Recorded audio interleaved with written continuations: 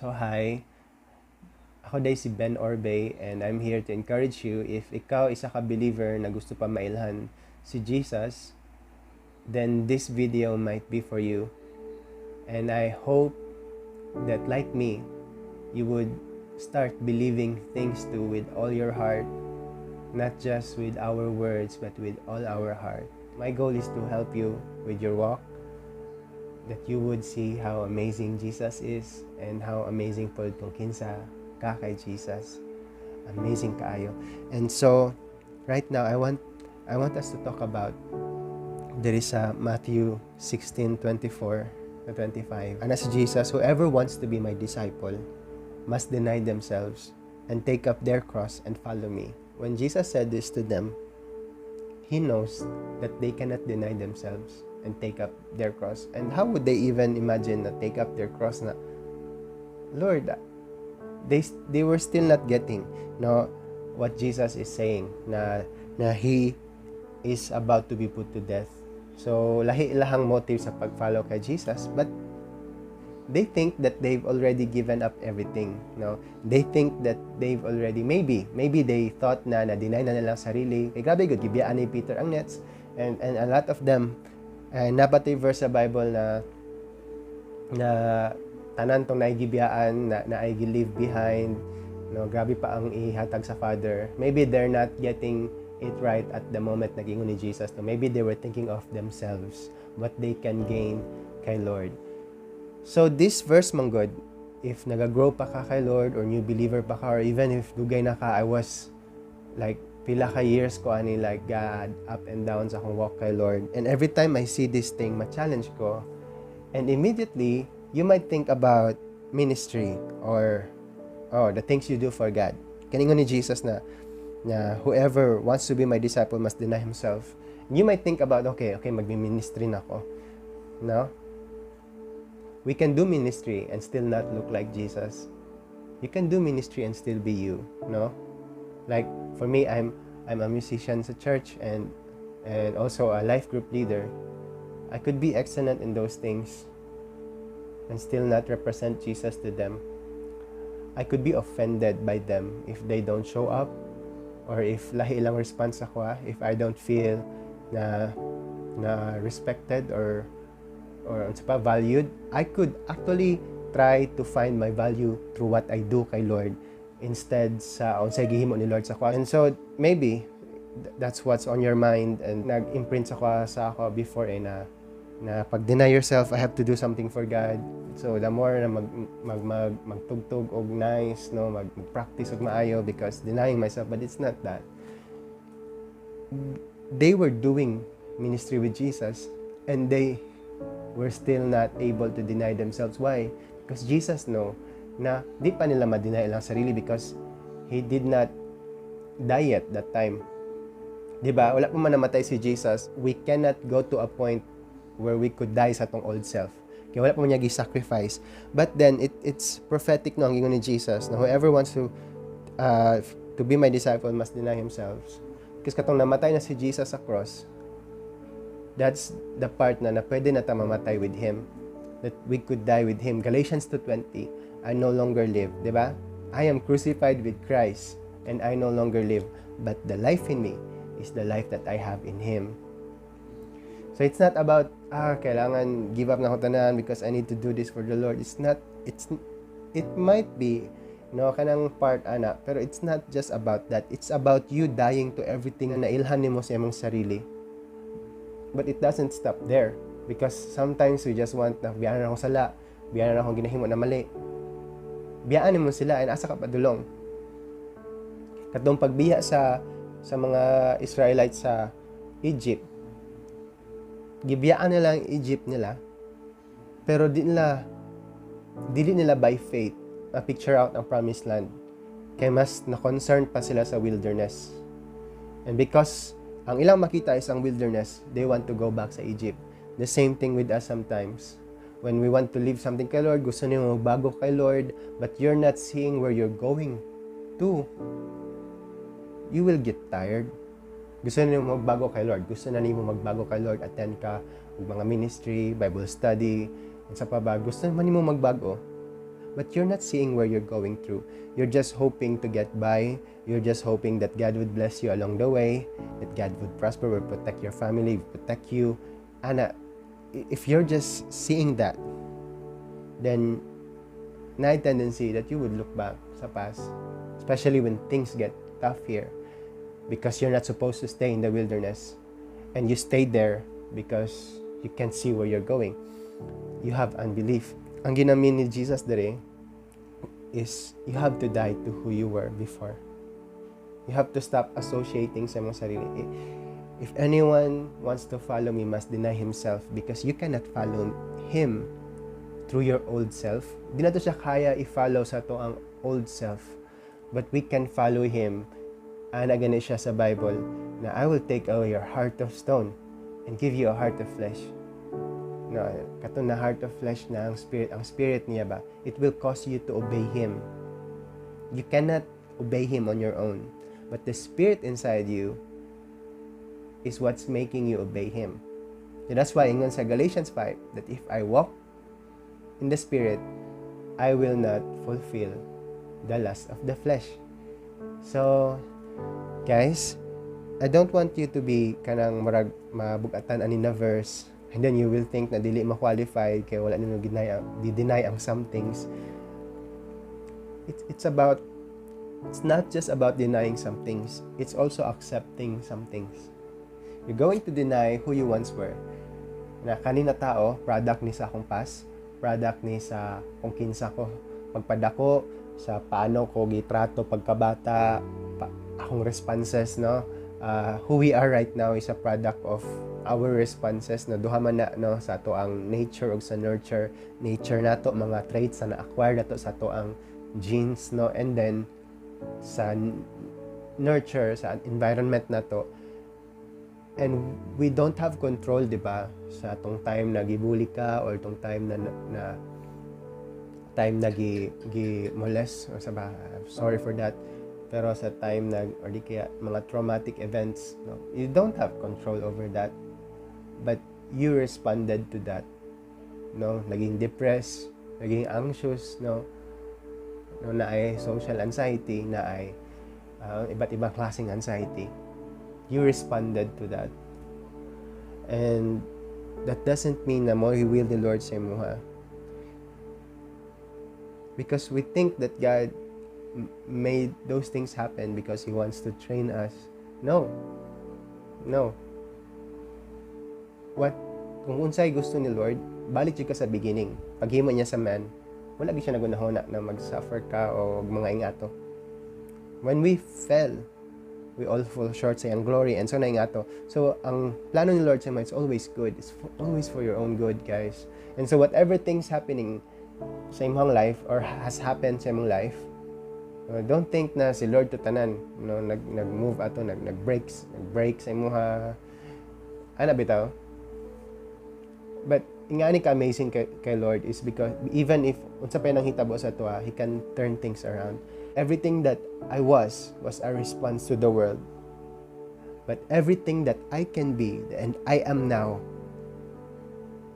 is a response to the Lord. If Christ is in me, then the whole me before Christ, BC, then if naana si Christ kay Ben Orbe, then Ben Orbe BC before Christ is gone. And now I have Jesus in me. I can know Him and I can grow up into who He is and who I am in Him. So, ang ginapasapot lang ni Lord diri is you have to know Him. You have to know who you are in Him now. Out of the abundance of the heart, the mouth speak. No, so mo ni nasa wellspring nimo. And mo ni nagagawas.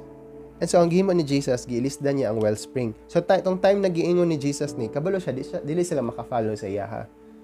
So that time, di ba, nanana siya sa tong gidakop siya, nanagan sila tanan. It means they were not able to deny themselves because they can't. Unless naihatag ni Lord iyang life. Okay? So I want that to be clear sa ato, ana siya sa 1 Corinthians na so that those who live, I think 2 Corinthians yon. I want to read it to you. so that those who live, 5:15, 2 Corinthians 5:15, and he died for all, that those who live should no longer live for themselves. Sa ingon niya, ganyan na dito sa Matthew, anyone who wants to follow me must deny himself.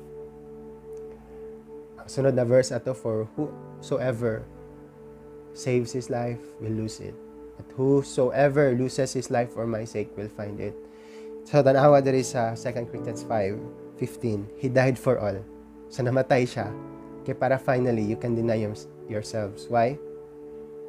Because you can have faith in him that by his death everything you once were is gone. Tanan na kung kinsa ka sa una, it's gone. And ang reality ana, it's not just okay, tanan na wala sa tanan na gimo na ko sa una, it's gone. It's not just ingana lang. It's not ingana ka I mean, like, it's more than that.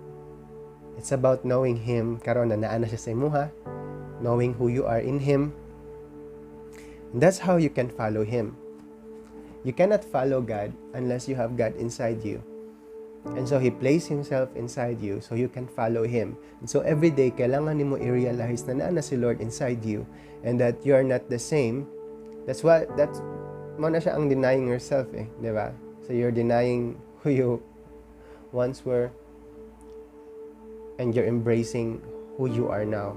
So katong ingon ni Paul, ana siya sa Galatians 2:20 na, for I am crucified with Christ and I no longer live. Wala ra dito nag-stop. Ana siya dito. Ang sunod ato ana siya, but the life I live, I live in the faith, sa Son of God. So it's not just dying, it's also living in him. So that's why parang sa na-stuck ta, because we are so focused on changing this when we should focus on knowing what we have here. Di ba? Focus kita sa pag-change sa mga issues na to, sa kung kinsa to sa una, sa mga, wala naman to. Wala naman to. You're battling the things God has already paid with his blood and calls them no more. So dito ka na sige battle instead na diri nimo gina-realize imong life in him. Ingon sa 2 Corinthians 5:15 ganina, di ba? He died so that those who live will no longer live for themselves, but for him who died for them. And napa isa. Now before we stop, before we end, and I hope you are being encouraged. I hope na ang understanding naga-flood sa inyo karon. I'm praying this, nagi-pray ni Paul sa Ephesians na I ask that the God of our Lord Jesus Christ, the glorious Father, may give you the spirit of wisdom and revelation so that you may know him better. Ayan. So sa Colossians 3 nakabutang diri ha. No, awa. Amazing kayo. Sa verse 9. Ana siya, do not lie to each other. Ato'y daghan, dindot maning before ani. Pero ana siya, do not lie to each other, because you have taken off your old self. Because you have taken off your old self. Wala nakabutang taking off, nakabutang taken off. Because you have taken off your old self with its practices. Taken off, dili siya taking off. And so ikaw sige pa kag-focus sa paano siya tanggalon sa imong life instead of understanding na wala na to siya sa imong life. So taken off. Ang sunod ana, and have put. So na kasunod terme, and have put on the new self. And have put on the new self, which is being renewed. Ayun mo dito. So instead na sige tag kuan dito unsay problema, dito ta mag-focus sa kung pag-renew na ngani di ko karon wala dito. So every day sa imong life you have to understand it's gone and you have something better in you that has to grow. That it has to grow so that dili ka maabot sa point na ma-confuse ka kung asa ka banda. No, it has to grow. So, and have put on the new self, which is being renewed in the knowledge, in the image of its creator. So, ang new self, gina-renewed siya sa knowledge, sa image sa creator. So, kinsa ba ang image of God? No? Ingon sa Hebrews, no, he's the exact representation of his being.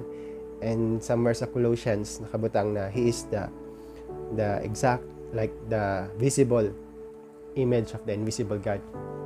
So, guys, it's all about knowing Jesus. Your life now, karon na nana ka kay Jesus, it's all about knowing Jesus, who you are in Him, and who He is in you. And everything else will follow. So, I hope na in this short time, na-bless mo and it really kanang spoke sa inyong heart. And I hope it did help. No, guys, the gospel is simple. We died to the old, we live in the new. It's not about trying to do things to be something.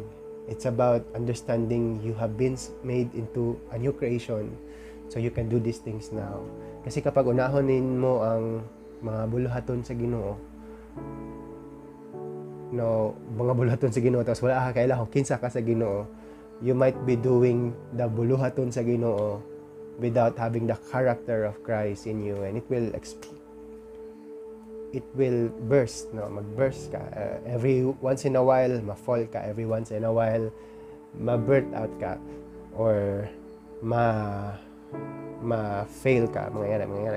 I mean, like, dili man sa wala tay failure sa walk ni Lord. It's something else. Guys, we have to grow in knowing Him. So, let me pray for you. Father God, thank you because of the grace na kay Jesus, that everything that we were already died sa cross, and that I pray for wisdom that we could understand who we are now in the new, that our eyes would see everything anew. In the new perspective, we have the mind of Christ. His perspective is changing the way we see things in us, in everyone else, that we would no longer see people through our old mindset, that we would no longer see ourselves through our old mindset, but we see ourselves in Christ Jesus. And Lord, help everyone, help each one of us understand this more, na katong kaniadto wala na to, new creation na may karon. So God, we just thank you for such grace, amazing kay ka, Lord. In Jesus' name, amen. So God bless, guys, and I hope you tune in for more devotional series.